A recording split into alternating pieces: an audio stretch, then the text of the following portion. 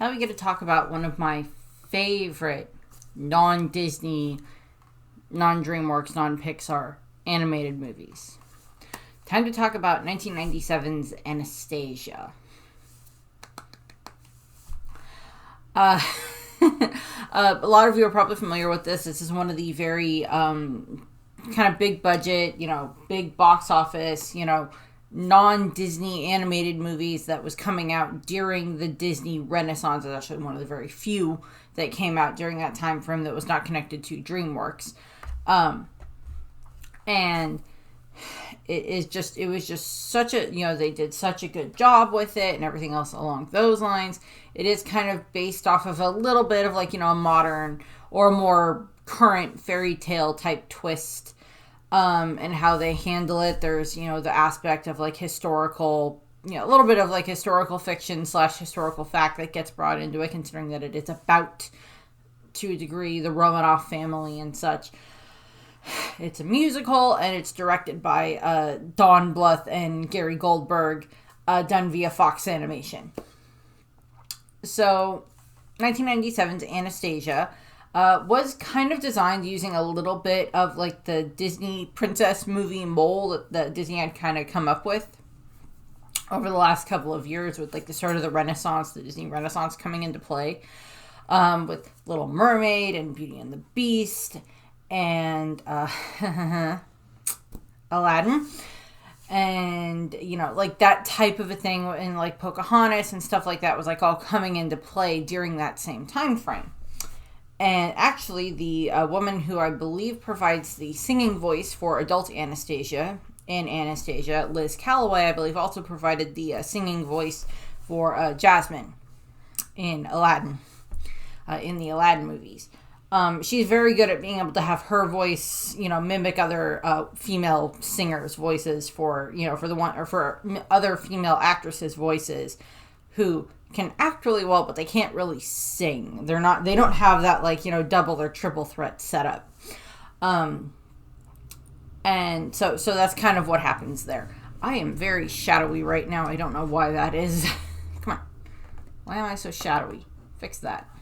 Is that better? I think that's better. I need a light source over here too, but I don't have room for one. Don't really have room for one, and I'm running out of plugins on the computer. But Anastasia is, of course, the story of Anastasia Romanov, who is kind of the supposedly long-lost princess of the Romanov line of the Russian kingdom, the Russian Empire, from the 1916 revolution that happened, the Russian Revolution that happened. And I'll be going in at the end of this video a little bit about some of the historical fact versus, what they made up for the movie, and some of that type of stuff. So I will go over a little bit of that, of what's real, what's not type of thing. The other thing is that a lot of people tend to think that Anastasia is a Disney princess movie. It is not. Technically, at this point in time. At the time that it came out, it was competing against the Disney princess movies for the Disney Renaissance, as I mentioned. And, Don Bluth and Gary Goldberg had kind of copied a little bit of the Disney princess setup that they were doing with modernizing fairy tales a little bit here and there. Giving, the female heroines this very much more modern perspective on the world while still, having their fairy tale get to play out. A little bit of that. Anastasia kind of does that as well, and it was competing against them. And that's kind of now come full circle in the fact that this was made by Fox Animation, which is a division of 20th Century Fox Studios. And subsequently, within the last several years, Disney bought Fox. Disney bought Fox Studios, which includes Fox Animation, which includes Anastasia. I believe it also includes Thumbelina, which is another Don Bluth movie that had Jodie Benson as Thumbelina, who was also Little Mermaid. So that's kind of all come full circle now. And Disney, I believe, has started to produce Anastasia merchandise, but I do not believe that they plan to make her a Disney princess. for reasons. I don't know. Their reasons for making a Disney princess are a little bit wonky for how one becomes a Disney princess. So, time for the movie. So the movie starts in St. Petersburg, Russia in 1916, as I said. And we are introduced a little bit to the Romanov family. And they're having this big, lavish ball to celebrate the 300th anniversary of their family's rule over Russia. Now, there's some stuff that gets tied into that, and obviously this is kind of a movie aimed at kind of kids to a degree, so they kind of gloss over a few bits here and there. There are times throughout the course of Russian history where the Romanov family were not popular. Unfortunately, this is kind of one of those times where the Romanov family was not popular, because Nicholas, Tsar of Russia, Tsar of Imperial Russia, while he was a wonderful father, was not the best king. And there's a lot of other history that goes into that, but he was not the best king. He wasn't intentionally horrible to his people. He just didn't have, like, the right advisors, and he wasn't willing to go and try to find better ones. So a little bit of intentionality there, a little bit of not. It's debatable. Actually, in the description of this video, I put a couple of links to a history channel on YouTube that I like called History Tea Time with Lindsay Holiday. She has done several videos discussing the Romanov family and some of the stuff that like ties into the events of the movie. And I put those down in the description, so you're welcome to go and watch those as well, because she does a very good job of like explaining like all the princesses and the prince and the king and the queen. And the Dowager Empress Marie, who is one of the main characters of the movie. She's the one that's like narrating the movie.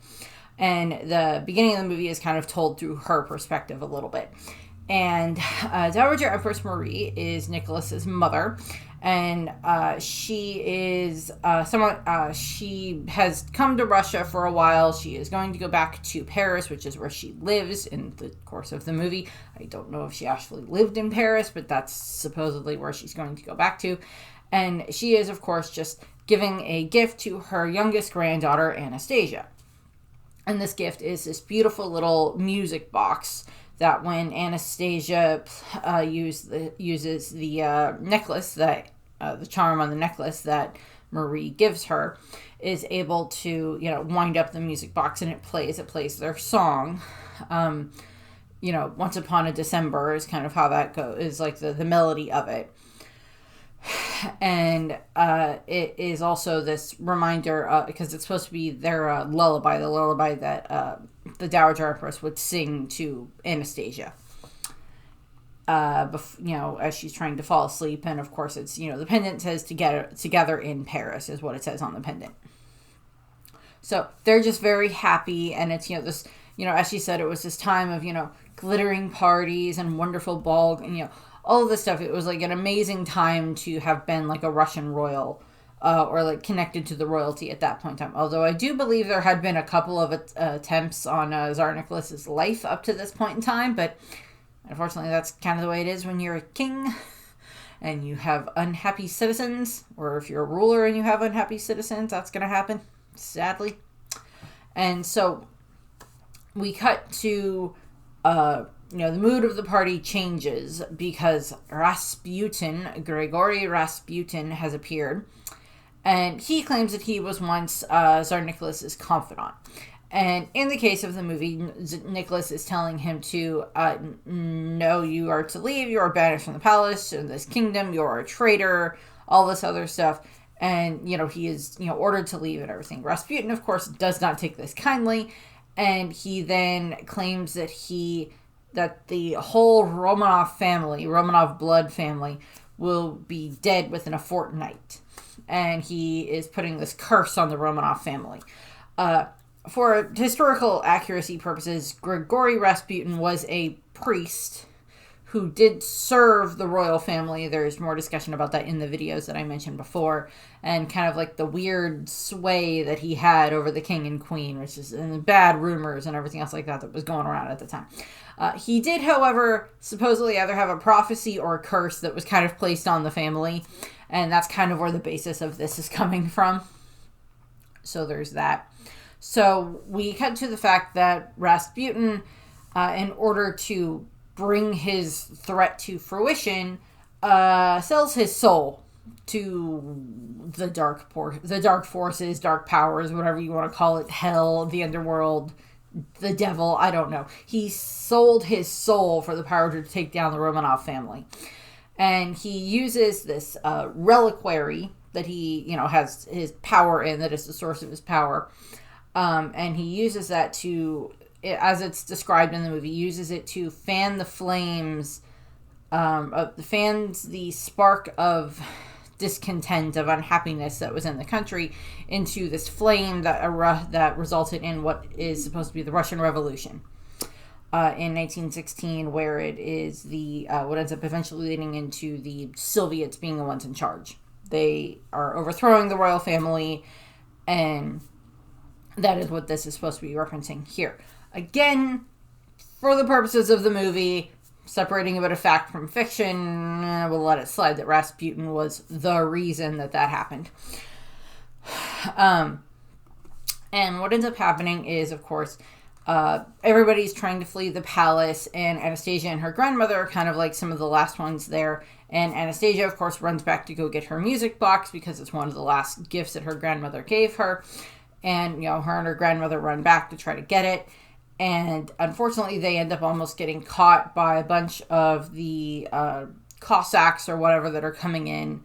I don't remember if it's the Cossacks, it's the Soviets that end up becoming the Soviets, come running in, the rebellion, come running in, and, are going to come running in, and this boy pops out of the wall. He's a servant boy who works in the palace, and he pulls them into like the servants' quarters and through the servants' entrance, and is like, go this way and you'll be able to escape. So he saves his life, saves their life. Unfortunately, the music box gets left behind, and the boy gets knocked out, and eventually, blah, blah, blah, wakes up. We'll see what happens to the boy later. If you've seen the movie, you know what I'm talking about. If you have not seen the movie, why are you watching this video? I cannot do this movie justice. So this then leads to Anastasia and Marie are then running around, trying to get off of the palace grounds and then trying to make their way to the train station. As they are trying to get off the palace grounds, they end up running into Rasputin, who is, of course, he has this obsession with trying to destroy the royal family. Technically, he's not trying to destroy Marie because she married into the family. She does not have, Romanov blood, but of course Anastasia does because she's the emperor's daughter. She's the Tsar's daughter. And this results with, him trying to grab Anastasia, and Anastasia and Marie fighting back, and then Rasputin falling through the ice. And just sinks and drowns in the cold water, which is, I think, supposed to be an actual reference to, I believe, how Rasputin legitimately died, I think, in actual history, I think. So there's that. And, of course, we also introduced to his little bat henchman, Bartok, who manages to save the reliquary, but that doesn't do Rasputin any good for a while. But Bartok saves the reliquary, and Bartok just ends up kind of spending the next 10 years... I don't know how long fruit bats live, but Bartok's got a long life. And he, lives in the palace, hiding for the next 10 years. We cut to then Anastasia and Marie trying to attempt to board this train so that way they can try to get out of Russia and get to safety and everything. And it's not like they're dressed in fabulous clothes. They're, dressed in, just very plain clothes, so they are kind of, blending in with what's going on around them, and it's not like they're wearing, their jewelry or anything else like that. So, assumedly, people are thinking that, these are just, regular people just trying to flee in all of this chaos. And while they are trying to get onto the train, Marie gets onto the train, and she's just, holding on to Anastasia's hand as Anastasia is running to try to get on the train. Unfortunately, their hands fall apart, or break apart, and Anastasia falls and hits her head on the train track as the train is going away, and Marie is just distraught at this, which is fair. And, it's Marie is the one who's, narrating this. It was I never saw her again. So many lives were lost that night. It's just, all of that tragedy and everything. And it's not just lamenting, all of the royal or noble lives lost that night. It's also just, probably a lot of the servants who lived in the palace were killed as well, along with just other people in general. who served the royal family and such like that. And other just citizens who got caught up in it, unfortunately, died that night. And Marie makes her way back to Paris.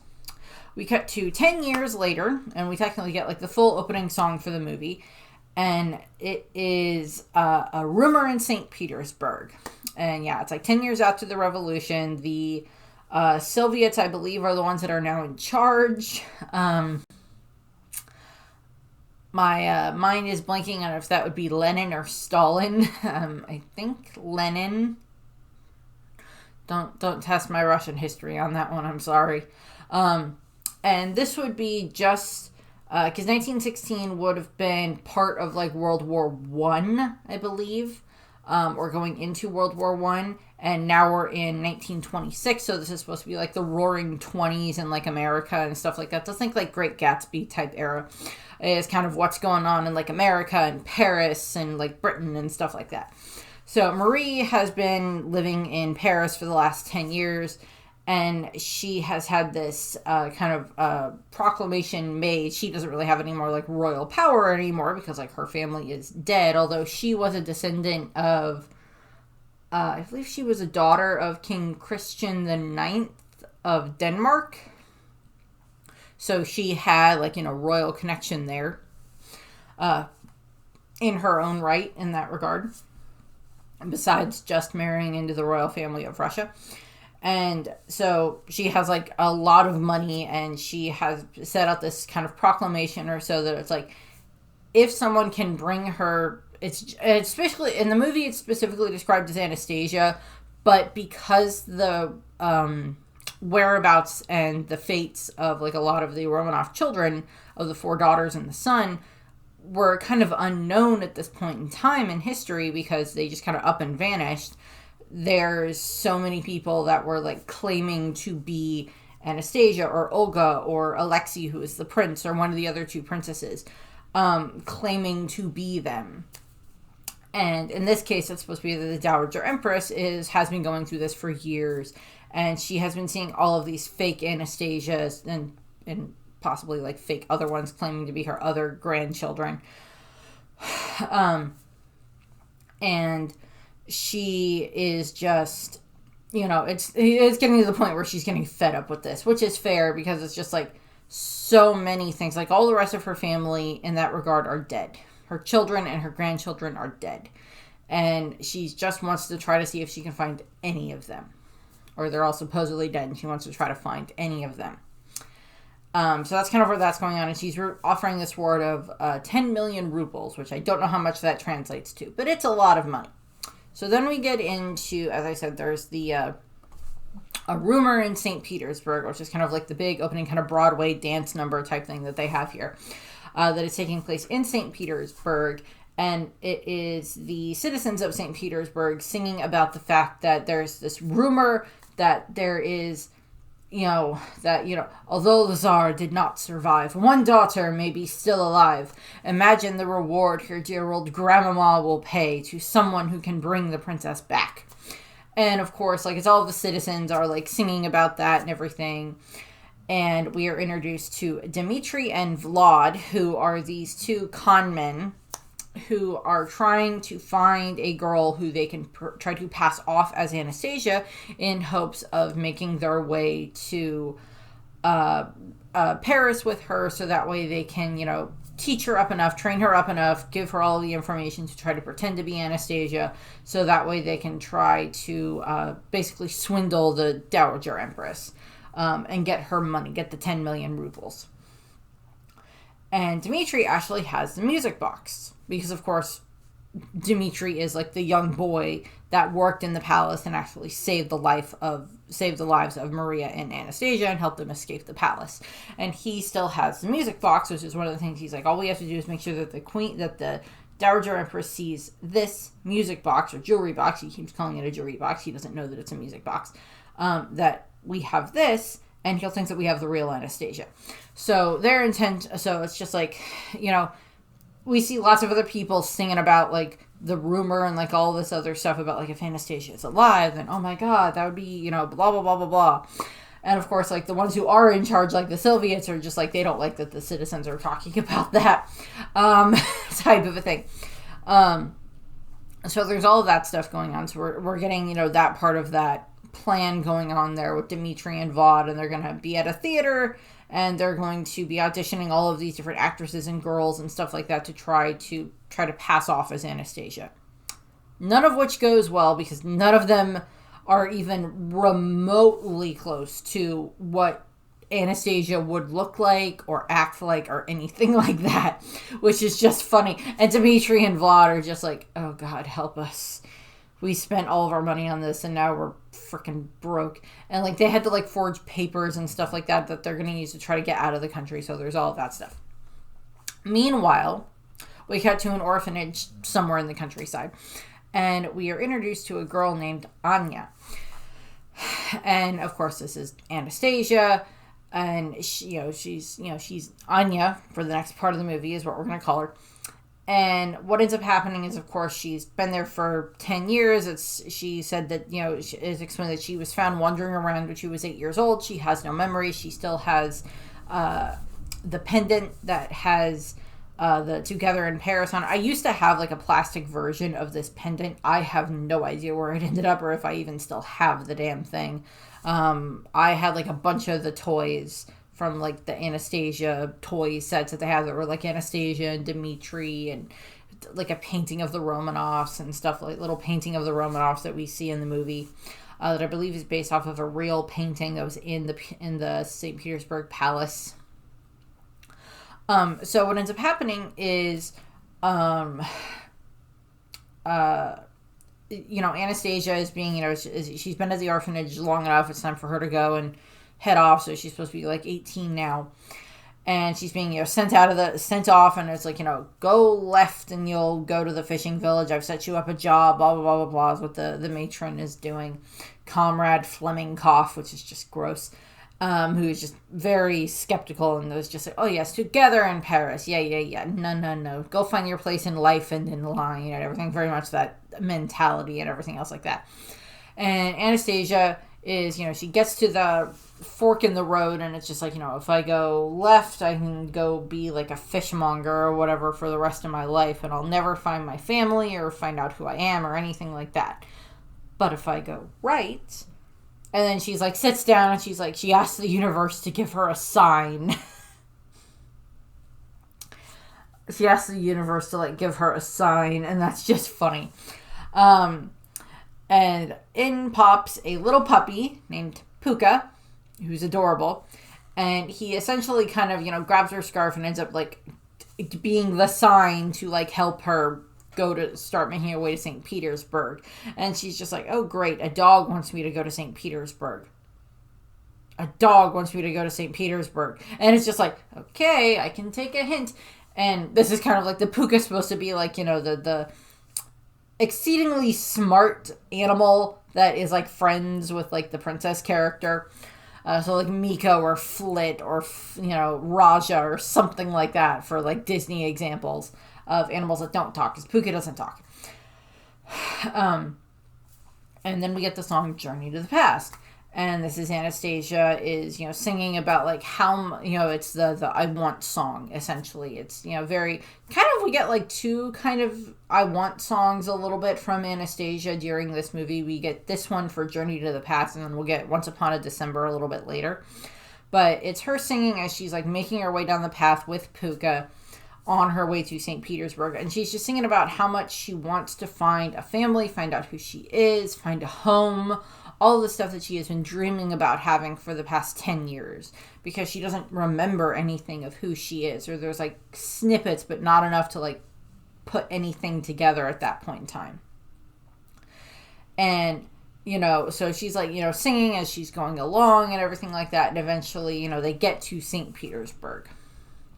And she tries to get, like, a train ticket to Paris, and she can't because she doesn't have the paper. So this old lady, like, tells her, go and find Dmitri. I'm like, are you supposed to be, like, the take on, like, the fairy godmother? Because you got the old part, right? But I don't know exactly how much of a fairy godmother you are, but you definitely send her in the right direction. And Anastasia makes her way to the old palace. that is just utterly abandoned, that has definitely been raided a couple of times over the years by people going in and getting art and, all types of stuff like that they can then like raid and then they can try to sell as like, Romanov mementos or whatever, melt down the gold and whatever for money or for other stuff like that. So that's a lot of the stuff that happened there. Paintings, photographs, different things like that, clothes, all this other stuff. Is like, it's kind of like one of the little, darker underground economies that's going on in Russia at that point in time. But like, Anastasia makes her way to the palace and she, kind of makes her way inside the palace. And I believe they actually, I know that they built like a 3D model of this palace for certain rooms so they can do like the 360 looking around and stuff like that for like how they wanted to show everything. And like this place is so like cobwebs and dust and dirt and everything just everywhere. Because nobody's lived here for 10 years. And if people do come in, they're here to steal stuff and leave. They're not here to stay. Although Dmitri and Vlad technically live in the castle. They live in like one of the other random rooms in the castle. I think. So there's like, that's going on there. Because like they're in the castle and they hear her break in. So they go and like start trying to investigate. And like Anastasia is like looking around at everything. Now, bear in mind, Anastasia at this point in time she doesn't know who she is. She doesn't know that this is like the palace where she grew up. And it would be like if she did have those memories, it would be this very surreal feeling of like, I haven't been here in 10 years and the place that I grew up, this place that was home to me and like my playground type of a thing with my family and all of that stuff is just, it's literally a shell of what it used to be. Because like we see it at the beginning of the movie, it's just all lit up and beautiful and gorgeous and like so wonderful, like a fairy tale essentially. And now it's just dark and decrepit and dank and dusty and dirty and a bunch of other D words that you can use to describe it at this point in time. And it's like the soul of the castle is no longer there. It is literally a shell, a ghost of what it used to be. And Anastasia starts making her way through the castle and looking over different artifacts and stuff like that are there that are just covered in dust. And this is where we get the song Once Upon a December. And it's her singing about like so much of this castle just feels so... This palace just feels so familiar to her. And it's like she can't put her finger on it. And she finds her way to like the grand ballroom area where the beginning of the film was kind of taking place.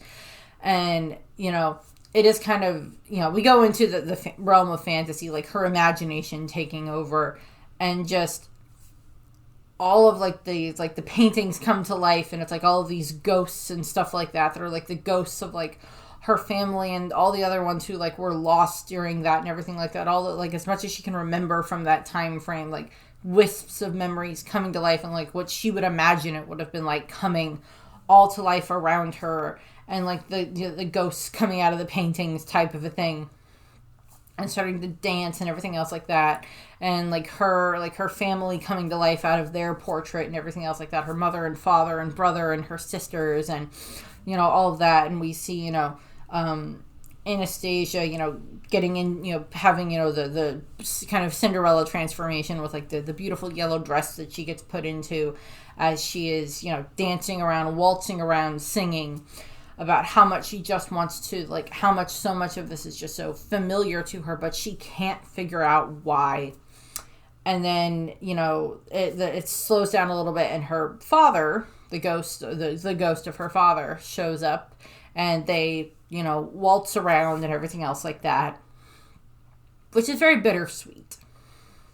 Just given what happened to the family in general, it's just a very bittersweet moment there. And, they dance and then, he, gives her a kiss on the forehead and she, does the whole, down on the, bowing, very big curtsy type of a thing. And then Dmitri shows up, breaks the little spell going on. And it's like, who are you? How did you get in here? Like she's trying to run away and, all of that stuff. And she ends up getting cornered by the portrait of the Romanovs. And Vlad and Dmitri are looking at her and they're just like, oh, okay. Dmitri just like instantly like, okay, we have a girl. And so him and Vlad then spend like the next couple of minutes trying to convince Anya that maybe she is the princess, the Grand Duchess, or whatever she is, according to Anastasia. And, like, maybe, Anastasia does mean she will rise again. It's a kind of a resurrection type of a thing, like a phoenix type of a thing. And it's like, her only family is in Paris. That's where you want to go, all this other stuff. And they convince her to come with them. And so that's what happens there. And while that's happening, like, once that's determined, they're heading off. Bartok is, like, up in the rafters with Rasputin's reliquary, where I guess he's been hanging out for the last 10 years. And, man, it's where he's been hanging out for the last 10 years. And the reliquary starts to come to life. And he's like, okay, that thing is not supposed to be alive. And it came back to life just because that guy thinks that girl is Anastasia. So, essentially, this is, confirming to the audience that, yes, this is supposed to be Anastasia. Not that we didn't figure that out anyway. It's not that hard to figure out, given everything. And the reliquary kind of comes to life, grabs Bartok, and then zips through whatever planes exist between the world of the living and wherever the heck Rasputin's been for the past 10 years in limbo. Shows up there. Rasputin is literally kind of falling apart, like his hand falls off, his eyes pop out, his mouth slides down his beard. At various points in time, he's like, I'm a rotting corpse, essentially, is what he is. In, like, this own little limbo area that he's in, because it's like, I sold my soul for the power to destroy them, and it's just like, oh, you mean this reliquary? My reliquary! He's just, like, so happy to get the reliquary.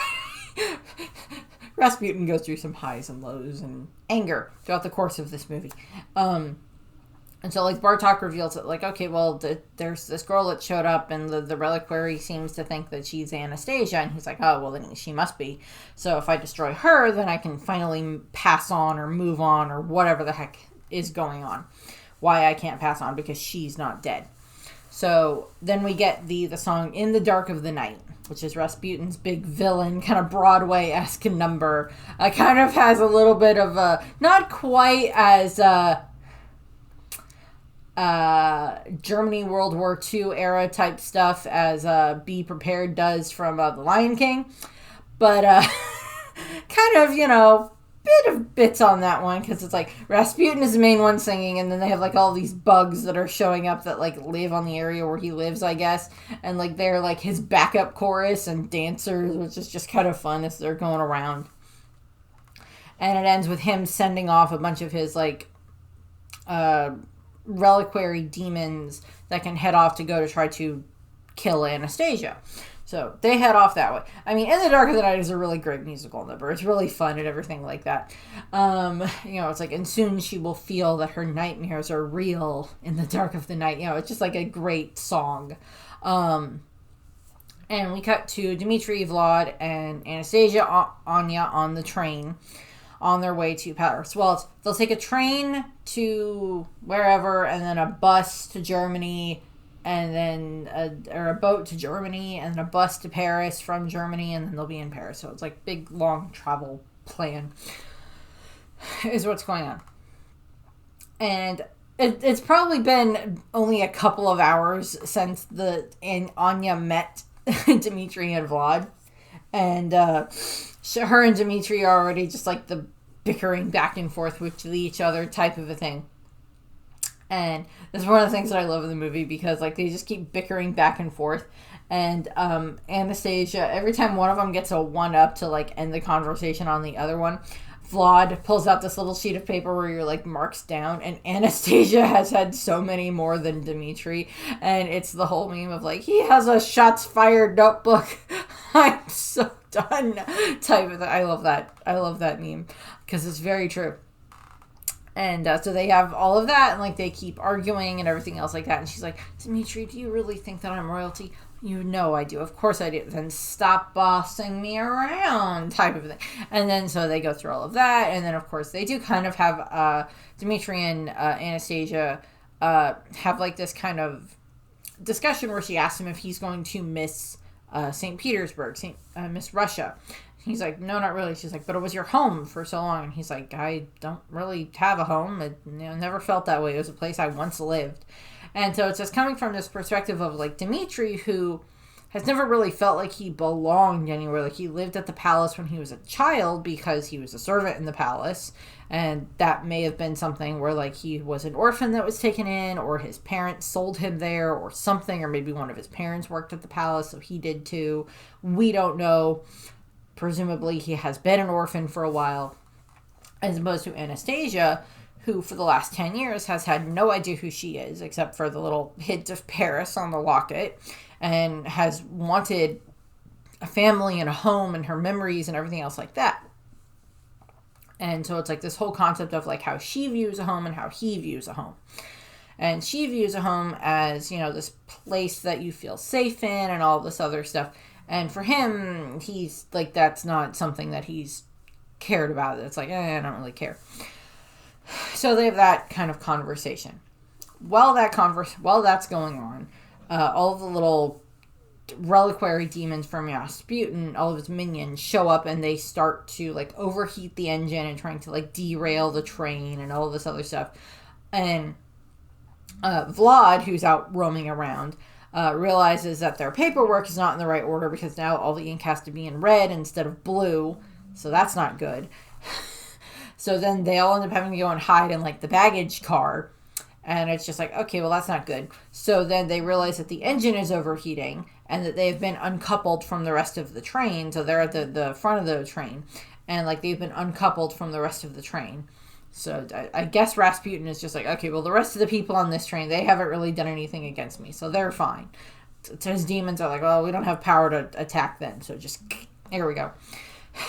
And the train is like, the engine is literally kind of on fire, just way overheating at this point in time. So they're like, okay, we have to decouple. And this results in Anastasia handing Dmitri a stick of dynamite that is lit, putting it between the two cars, and then they all hide. And he's like, what did they teach you in those orphanage? Boom! Blows up the front of the thing, so the train car that they're on gets uncoupled. And it's like, okay, well, now we'll just, coast to a stop.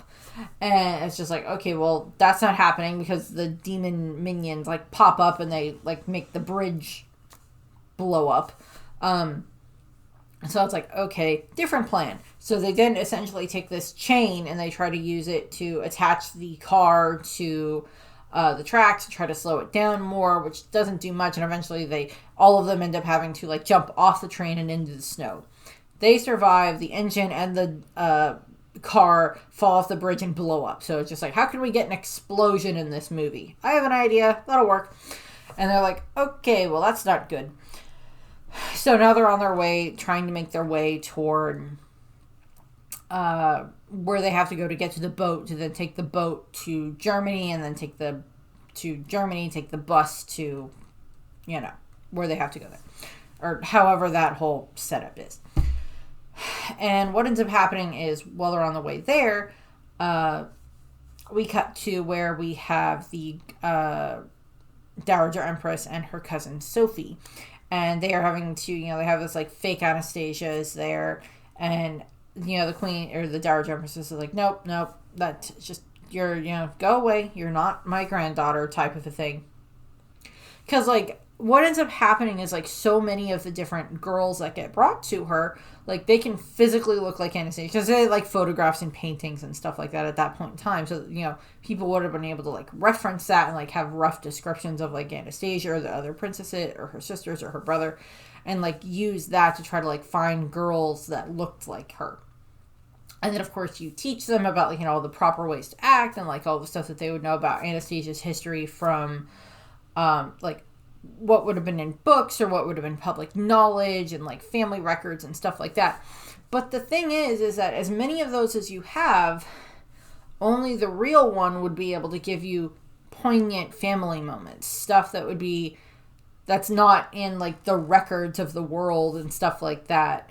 That would be, more personal information, more poignant in family memories and stuff like that. And the Emperor and the Dowager Empress is understandably just kind of fed up with this. She's like, no more. I will see no more girls pretending to be Anastasia. My old heart can't take this anymore. I have seen enough Anastasias to last me a lifetime. And so there's all of that. and we're introduced to Sophie, who is her first cousin, whatever, and is also like her head lady in waiting. And she's the one that like all the fake Anastasias have to try to get past to try to get to the Duchess. The Dowager Empress, excuse me. And so we have that. While that's going on, Anastasia is now like finding out that it's like, okay, so... Because like Vlad is clearly in love with Sophie, and Sophie clearly is in love with Vlad, from what we see. But what ends up happening is like Vlad is just kind of like daydreaming about Sophie and like describing her like a pastry, which is just funny. And it's just like it gets revealed to Anastasia that it's okay, you have to kind of get past Sophie to get to the Dowager Empress. And it's just like, okay, no. Show up, yes, look nice, sure, lie. She doesn't want to lie because, of course, Anastasia is more going on this because it's just like, well, if I get to Paris and if I meet the Grand Duchess, the Dowager Empress, she'll know if I'm not Anastasia. And I'm at least in Paris now, and, maybe I can start finding other clues from there. It's like essentially what she's doing. She is not aware of Dmitri and Vlad's plan to try to swindle the money away from the Dowager Empress. So what ends up happening is, of course, then we get the song Learn to Do It, which is mostly sung by Vlad, but like Dmitri and Anastasia and Anya have like parts in it as well. And there it is all about Vlad teaching Anastasia how to, horseback ride and walk properly and etiquette, and like also learning about like the history of like the Romanov family and everything else like that. And like she somehow remembers, like, they're listing off so much stuff about like a certain family member, and then she goes, and I recall his yellow cat, and they're like, I don't believe we told her that. So again, it's like this whole stuff is like, oh, that's not like part of the record or anything like that.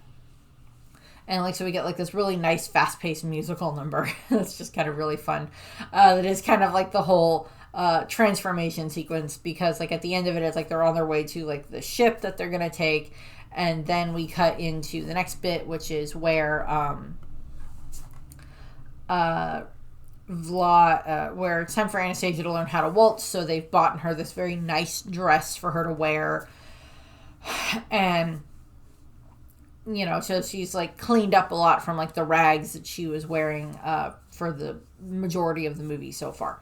So she's changed and cleaned up and everything else like that. Now it's time to learn how to dance. So it's another rendition of Learn to Do It that is more like the waltz setup, that is Dmitri and Anya dancing and Vlad singing in the background. And he's like, I shouldn't have let them dance. Is kind of what, like, he's regretting it because he can tell that they're falling in love, and that type of thing. Like, they're getting along better and all of that stuff. So now they're on this ship that is taking them to Paris. And what ends up happening is that night, Anya ends up seeing the jewelry box. And like it's like stirring some memories in her head, but she can't quite place it. And then that night, she has this dream where Rasputin sends like his minions again, and they kind of like infect her dreams and make her dream walk. And what they are showing her in her dreams is just like this twisted way of doing it, is he is feeding off of her desire to have her family back, and it's feeding off of the memories that she does have, where it's like she sees her little brother and she sees her sister and her father. And while all this is going on, she is, being, the dream walking through the ship up to like the edge of the ship to try to make her jump off of the edge of the boat into the ocean and like drown herself. And so it's like trying to, mess with that in her head and everything else like that and make her do it.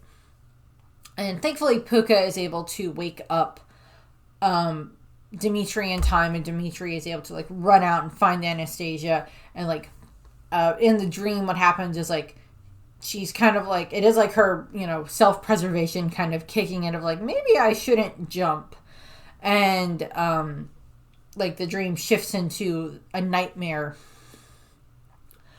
and Dmitri manages to save her and like pull her back in and wake her up and everything. And she's just like terrified, and she's just like, I keep seeing faces, so many faces, and she's so worried and scared about it. And Dimitri's like trying to calm her down on everything. And, so we shift from that. And then at this point in time, Rasputin is just so angry about this. He's like, okay, the train didn't work. This didn't work. I'm going to have to kill her myself in person. So him and Bartok literally like head off to go to Paris because that's where, they're headed. So they're going to head to Paris. Cut back to the group that have arrived in Paris, and they make their way to where Sophie lives. And they are unaware that they are, the Dowager Empress will not see any more girls. They're unaware of this. But they get to Sophie, and, they spend hours. First of all, it's just funny seeing Sophie and Vlad flirt, which is just adorable. And then, because it was revealed that Vlad used to be a member of the Imperial Court. I don't remember if we ever get like his exact like station that he was, but later on in the movie we see him with like military medals, so maybe he was like a soldier of some kind that had like worked his way up or something. I don't know. And what ends up happening is, of course, they go through the whole interview with Anya. Sophie goes through the interview with Anya, and she's getting all of the answers right, and then Sophie is like, okay, indulge me in this possibly impertinent question. How did you escape the palace? And we see Dimitri in the back go, oh, F, like him, like eternally, like fuck. And like, why didn't I go over that? And this is one of those moments for like Anastasia where it's like memory clicks into place, and she's like, there was a boy and he opened a wall, is what she says. And it's like, walls opening. And we look back at Dimitri, and he's just like, that's the moment for Dimitri where it clicks that like, oh, F, she actually is the princess. I found the actual princess type of a thing. And I love that moment. And he's like, oh, and like he kind of like walks out of the room. And, it's like, so, Vlad's like talking to Sophie, and so it's like, so when do we meet the Empress? It's like, well, she answered every question type of a thing. And then it is revealed that, okay, well, the Dowager Empress isn't seeing any more Anastasias for valid reasons, in my opinion. And Vlad's like, oh, come on, you have to be able to think of something for us to be able to see her. And she's like, oh, do you like the Russian ballet? And they're like, yes. It's like, how about this? Tonight, and like, we never miss it. So it's just like, we'll go to the Russian ballet. You guys go as well. Assumedly, Sophie is going to give them tickets. And what ends up happening is, like, this is where, like, that's the plan, is that they'll try to arrange it that they can go and meet the Dowager Empress. And, like, Dimitri is out in the backyard of this very nice mansion, essentially, that, like, Sophie lives in, because she's very wealthy as well. And he's like, oh, like, having a mental breakdown of, like, oh, F, she was the princess all along, type of a thing. And, like, Vlad comes out and, like, tells him all of the, like, this is what we're going to do. And then Anya comes out and she's like, Sophie's going to take us shopping in Paris. Can you believe it? And so we get the song, the Paris Holds the Key to Your Heart. And this is just a great song in the movie. It's just, like, this big ensemble number. And there's, like, so many different references and cameos and stuff like that to various historical figures in Paris at like this time frame in like the 1920s and everything. So we're kind of going through all of that. And, it is, Anya gets like the bit of a more fancy makeover, and we have, Dimitri and Vlad are there, and, it's mostly Sophie that is doing the singing. She's kind of the one leading the song, and I mean, you get Bernadette Peters as a character, you gotta let her sing. And they go through that, and it's just a great song with like so many different cameos of like Freud and Rodin and Claude Monet and just so many other people, and like I think Charles Lindbergh is one of them, and just like so many other people get like cameos in this song. And it is just great because it's, it's like, it's about, love in Paris and like all this other stuff. And it's just, this whole song is just great. I could do literally a whole video where I'm not going to, where I just break down all of the people that you see as like cameos in this song. And like explain who the F they are. But I'm not going to do that. That's not going to do that. But they go through all of that. And like Dmitri is having, this internal crisis where he's like, okay, so she is the princess and I've managed to help her, help her get to Paris and find her family. Now we just have to get her to the Dowager Empress, because at that point his mind has shifted, and it's been kind of like a slow shift, and then now it's like clicked into place where it's like, okay, first he was in this just for the money of like, okay, I'm gonna find a girl, dress her up, and take her to Paris, and get the reward and all of that stuff. Then it shifted to genuinely wanting to help Anastasia, and part of that involves like having to get past Sophie and like train her and everything else like that, and that takes away part of the lie, and is starting to genuinely care about her. And then now it has shifted to, oh my god, this is the girl that I helped save 10 years ago, and I can now have the chance to legitimately reunite the Princess Anastasia with her grandmother, with her last like living relative, to help to like mend this family, to help bring this family back together. Plus it's, I very much care about Anastasia, so we have like all of that stuff going on there. And so he's having that like internal crisis of thought. And it's just like a really fun song that's going on in the background while Dimitri's having this mental conniption fit. And then it is time for the opera. And Dimitri and Vlad are waiting at the opera. Vlad is just like, oh, this is going wonderful. And then Dmitri is like, no, she is the princess. I'm the boy who opened the wall. And then we see Vlad have this realization of like, and it goes from our little Anya has found her family to we found the heir to the Russian throne. To be fair, at this point in time in history, women, and when Anastasia was born, women were not allowed to inherit the throne of Russia. That goes back to Catherine the Great. You can look that up. Women could no longer inherit the throne after her. Because her son was a prick. So there's all of that that gets brought into that. So Anastasia would not have been able to inherit the Russian throne anyway. Also, at this point in time, there is no more Russian throne because both her father and brother were like forced to abdicate historically. So there's that. But it is like that whole concept there. And what happens from there is, Anastasia shows up and we get like, the beautiful, her in the beautiful, blue evening gown for the opera and everything. And they make their way and they're watching the Russian ballet, which is, I think, doing like a rendition of like Cinderella is, I think, what they're doing. And like Anastasia is just so like nervous and everything else like that. And then it is time, at intermission, it's time for them to go and meet the Dowager Empress.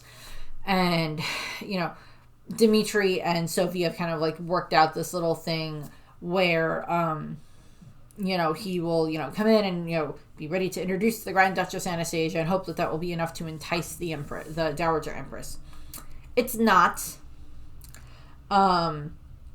She's just like, no, I have seen enough Grand Duchess Anastasias to last me a lifetime type of a thing. And he goes and he's trying to convince her and it's not working. And then this is where like the other shoe drops and she's like, Dmitri, I know you. I've heard of you. You were that man in St. Petersburg holding auditions for an Anastasia lookalike. And, like, Anastasia is, like, listening outside the door as this is happening. So she's just like, or it's, like, being revealed to her for, like, what was going on. That it was, Dimitri's intention to try to just, like, swindle the Dowager Empress out of her money and everything. And so that's, like, what's happening there. And, he gets chucked out of the room. Dmitri gets chucked out of the room. And it results in him and Anastasia fighting. And I believe she just like up and slaps him at the end of the fight. It's like, you were lying to me. You just wanted to steal her money and all this other stuff. And he's trying to explain to her that it's just like, no, it's changed. Yes, it started out that way, but that's not the way it is anymore, type of thing. There's a little miscommunication set up there. So she storms off. And she goes back to, like, where they're staying that night, hotel, residence, whatever it is where they're staying. I don't know if they're staying with Sophie. I think that would make sense if they were staying with Sophie, but I don't know. And that's where she heads back to. And then we cut to, after the opera is finished, the Dowager Empress is leaving. And Dmitri, like, essentially, like, takes the car away from her. Or drives off with the car. After her chauffeur lets her in the car, drives off with her in the car. And essentially kidnapping her and abducting her, and like takes her to where they are staying. And he she's like, I demand that you stop this car, like banging the car with her cane to get him to stop. And he, of course, he's not listening. And he comes around after he stops at the residence where they're staying. He's like, you have to go talk to her. At least look at her. And she's like, you'll stop at nothing. And he's like, I'm probably about as stubborn as you. And then he pulls out the music box. And she's like, where did you find that? And she like looks at it, and he's like, there's a girl up there who has probably been as lost and alone as you've been. And she's like, fine. And she heads up, and like we see Anastasia is like trying to pack her stuff so she can, try to get out of there as fast as she can. And they, the Dowager Empress comes in, and Anastasia is like, ooh, I'm sorry I yelled at you. I thought you were someone else. And she's like, yeah, I know who you thought I was. And so it basically envelops into this conversation where, Anya is genuinely trying to be like, I just want to know if I'm part of a family, if I'm part of your family. That's all that I want. I don't want your money. And it's just like, you're a wonderful little actress. Best yet, in fact, type of a thing going on there. And then Anastasia walks by the Dowager Empress, and she smells peppermint.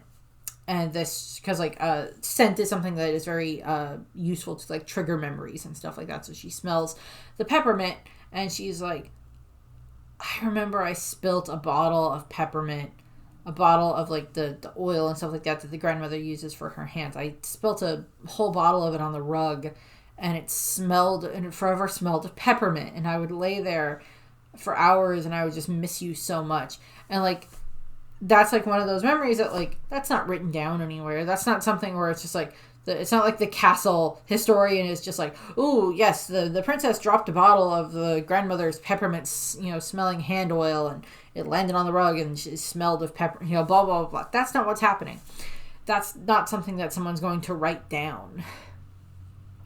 And like, that clicks with something for the Dowager Empress. And this then shifts into like her pulling out like the music box and them sitting down next to each other. And Anya pulling out the pendant, and they play they wind up the music box, and it starts to play, Once Upon a December, and we get that little reprise of what they sang at the beginning of the movie.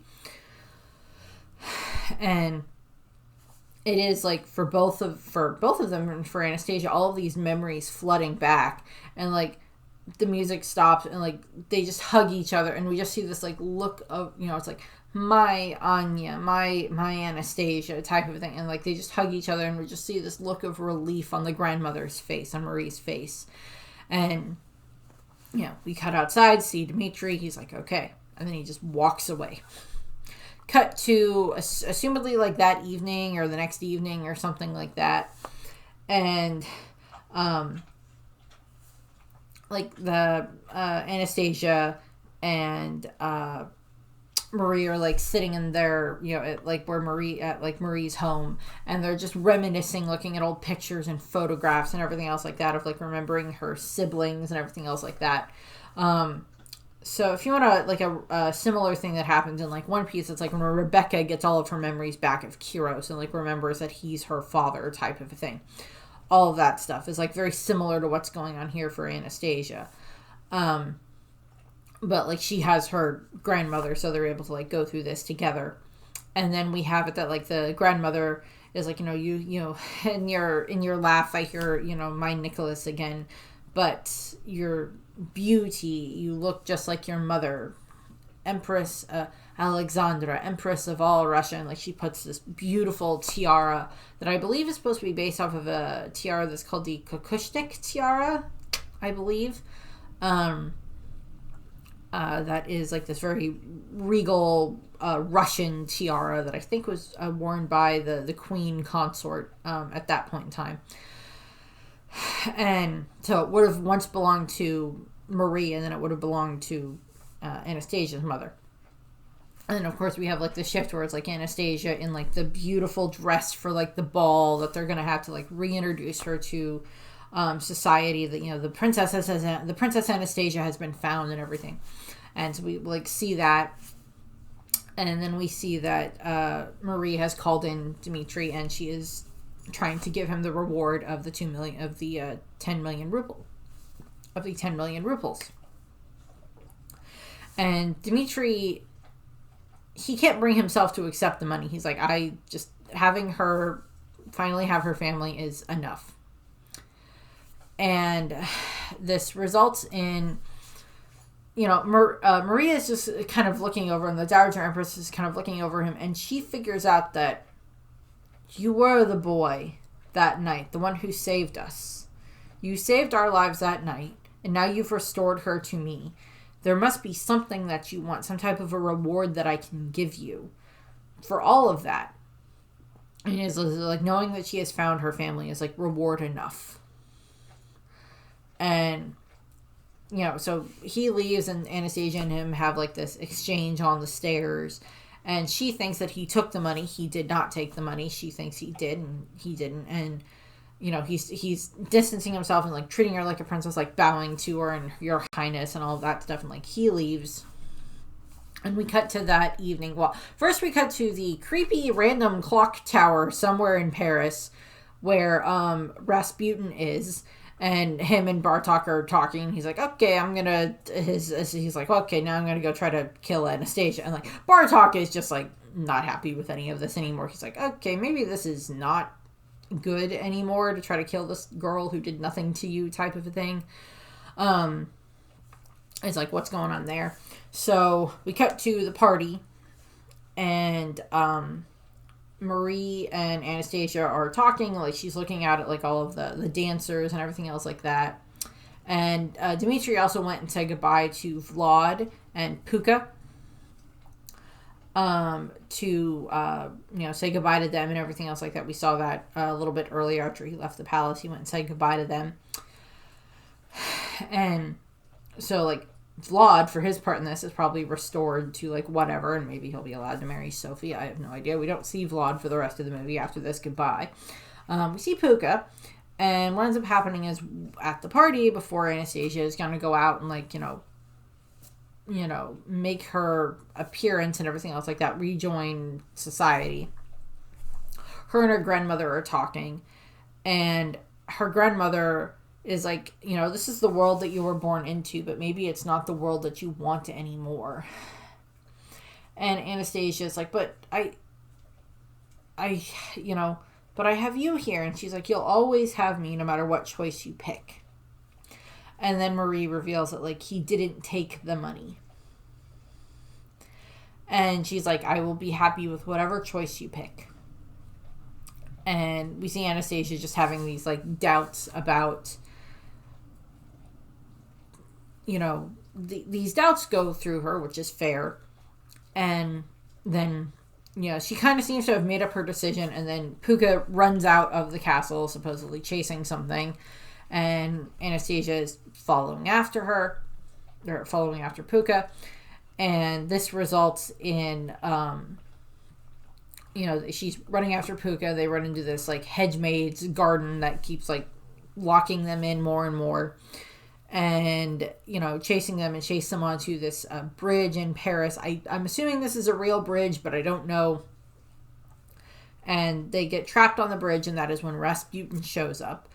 And he, is like, this triggers the memories for Anastasia of Rasputin and that night on the ice and everything. And, like, he's kind of trying to, like, recreate that and, like, try to make her fall into the water to drown the same way that he did. And, you know, Puka is trying to help her, and, you know, he ends up, you know, breaking part of the bridge, so she's gonna, like, fall into the water and everything, and is, you know, threatening her and all this other stuff. And Dmitri, having had second thoughts, shows up, somehow knew where they were, must have been, like, the bridge that led to where the castle is anyway, or the palace is, or whatever is anyway, where they were gonna have the party. Dmitri shows up, just up and punches Rasputin, which is just funny. Just up and punches him.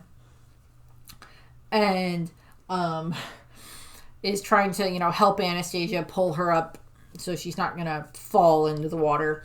Rasputin then attacks Dmitri and makes this giant horse statue come alive, and that's kind of like fighting Dmitri, and Anastasia ends up, like, you know, the thing that Anastasia was on falls into the water, so Rasputin thinks she's, you know, dead. She's not, and she, like, tackles him to the ground, and thanks to Puka is able to grab the reliquary and get the reliquary to Anastasia. And Dmitri is getting beat up by the horse statue at this point in time. And what ends up happening from there is the reliquary starts to crack, which, of course, if the reliquary is destroyed, then that destroys Rasputin's powers. So she's starting to, like, step on it to crack it, and that, like, destroys the horse, which, well, Dmitri gets knocked out. And then the more she's, you know, it's like, this is for Dmitri, this is for my family, and, you know, this is for you. And, like, Rasputin is trying to get the reliquary away from her as she is, like, stepping on it and destroying it. And, you know, Das Vidanya, which is goodbye, I believe, or Das Vidanya is, like, goodbye or good riddance or something like that in Russian. And she just, like, smashes it with her foot, smashes the reliquary with her foot, and it shatters and is, like, destroyed. And we get, like, this green magical nuke type effect going off as she runs over and, like, protects Dmitri, and Rasputin's powers are just sucked away and destroyed, and he just goes, like, he gets, you know, shrivels up, turns into a skeleton, falls apart, and then gets blown away in the wind. I'm like, maybe that was a good reference for, like, what happens with Voldemort when his Horcrux gets destroyed. I mean, essentially it is a very similar thing. Also very similar to, like, what happens to Mother Gothel in Rapunzel, and also very in Tangled, and similar to kind of what happened to Saint Saturn in One Piece. So that'll be fun to watch. Yeah. So that's kind of what we have here. That's how Rasputin is defeated by Anastasia. And, you know, she thinks that Dmitri is dead, and he wakes up, and she accidentally whacks him with her hand again, which is just funny. And then they confess their feelings for each other. And what happens from there is, like, they're like, okay, Anastasia has to make this decision of, like, go and be this princess, and go and be this princess, or go and be with Dmitri. And she chooses to go and be with Dmitri. They take the, you know, crown, the tiara, back to her grandmother, and leaves a note that says, you know, essentially that they're going to elope. Essentially, her and Dmitri are going to go elope and have this, like, perfect, you know, have this, you know, be together. And Sophie and the Emperor and the Dowager Empress are reading this. They should have just had Vlad in there as well to just show him there. That would have been nice. Where it's just like, Sophie's like, oh, it's the perfect ending. They've eloped. And the grandmother's like, no, it's the perfect beginning. And we see Anastasia and Dmitri on, like, this boat heading out of Paris, I guess, or heading down the Thames is in London. Is it the River Seine that's in Paris, I think? Don't quote me on that. I'm not as familiar with Paris setup. Because they don't show Notre Dame in this. Oh, light went out. They're, like, you know, dancing, and we, you know, they're all happy, and they kiss, and they're together, and everything else like that. And then, like, the last bit is, like, we see Bartok, and he's found a female bat. So they're happy now. And then we get the two end title songs. We get At the Beginning With You by Donna Lewis and Richard Marx, which is just a very beautiful song. And then we get the more pop version of Journey to the Past, sung by Alaya, I think is her name. I don't remember. I don't think I've ever actually heard the song name pronounced. So those are like the end credits.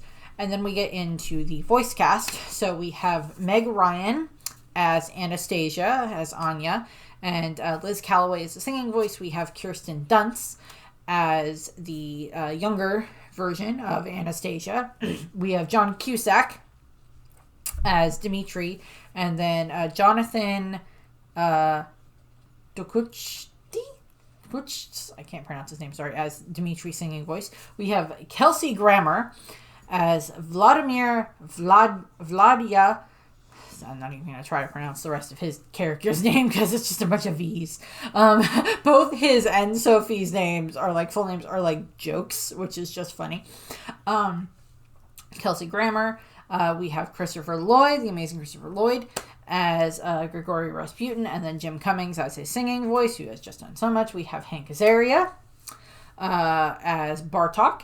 We have Angela Lansbury, may she rest in peace, as Maria Fyodorovna, who is the Dowager Empress. And we have Bernadette Peters as Sophie. And that pretty much finishes up the voice cast.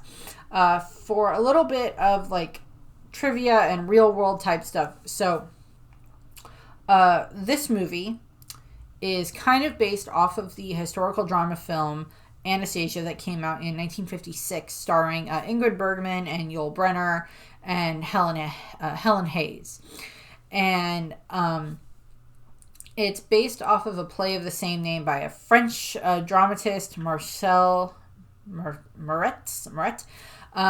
And it is inspired by the story of Anna Anderson, who is like the best known of the Anastasia imposters, who emerged after the imperial family was murdered in 1918. And she, kind of shows up, and like she is one of the ones that's pretending to be Anastasia. So this movie, the 1956 movie Anastasia, is like based off of her story. And then this version, the animated version, is based off of that movie, but they give it the twist of like, no, she actually is Anastasia, to kind of, I guess, in a way, give at least kind of one of those characters, a couple of those historical figures have a bit of a happy ending. Now, real world context here. As I said, when it comes to movies and stuff like that, where there is like a real world counterpart, like I did with Pocahontas and like I did with Balto, and other movies that I've talked about that deal with like a real life figure, I do talk about like some of the clear differences, and I did a bit of that earlier. I also mentioned that there are several videos on the History Tea Time podcast with Lindsay Holiday that talk about like the fates of all of the daughters and the grandchildren and stuff like that, and their pretenders, all the different royal pretenders to the throne, and just over the princesses in general, and kind of their family and stuff like that for like their lives, and then how it led up to their deaths. Now, as revealed later on in history, in reality, Anastasia, along with all of the rest of her family, her mother and father, sisters and brother, they were unfortunately all killed in 1918. And they had been captured and held hostage for a while, held in captivity for a little while, and then they were eventually killed and put into a mass grave. Now, that mass grave, I don't believe, was found until like the 2000s-ish, but I don't remember exactly when. And they did a DNA test on them, and I believe it was actually Prince Philip, Queen Elizabeth's husband, like Queen Elizabeth's late husband, who was the one who actually was able to give DNA because he is related to them. And he had like a close enough genetic relation that he was able to, offer that to test it to see if they were the ones that they were looking for. And it confirmed that they were the Romanovs. And I believe that they have like this, that there is like a memorial grave that has been made to them so they could be legitimately put to rest there. So yeah, there were lots of pretenders that came forward in history after the fall of the family to try and garner favor and money and fame and all this other stuff to try to like claim those titles and stuff like that, in an attempt to, for various reasons. So there's that. And I said, you want some more stuff, go look at Lindsay Holiday. She has other videos that deal with the Romanovs and stuff like that. But that's a good way there. So I thank you for watching. I hope you enjoyed the video, and I hope you have a nice rest of your day. Bye.